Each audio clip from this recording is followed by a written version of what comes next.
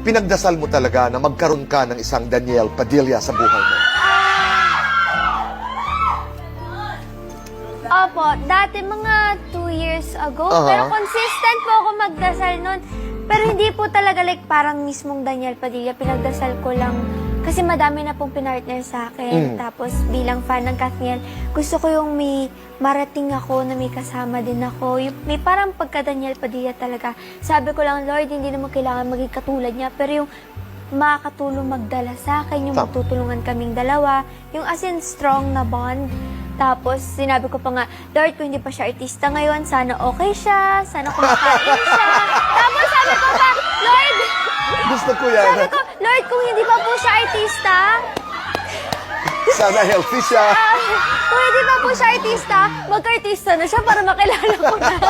Pero, ito ang tanong, kailan mo nalaman na yung dasal mong yan ay sinagot ni Seth?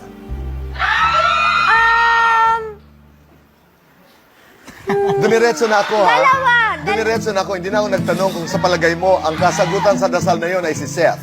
Ang tanong ko na ngayon, kailan mo nalaman na ang sagot sa dasal na yon ay si Seth? Siguro po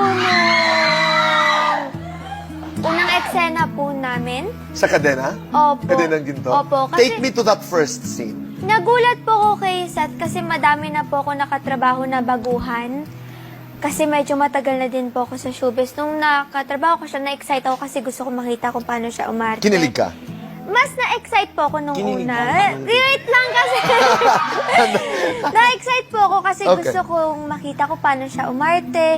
Tapos nung bigla siyang bumitaw ng pick-up line, kasi yun po yung line niya, parang bigla akong nagulat, ay, may... So, uulitin ko yung tanong, kinilig ka?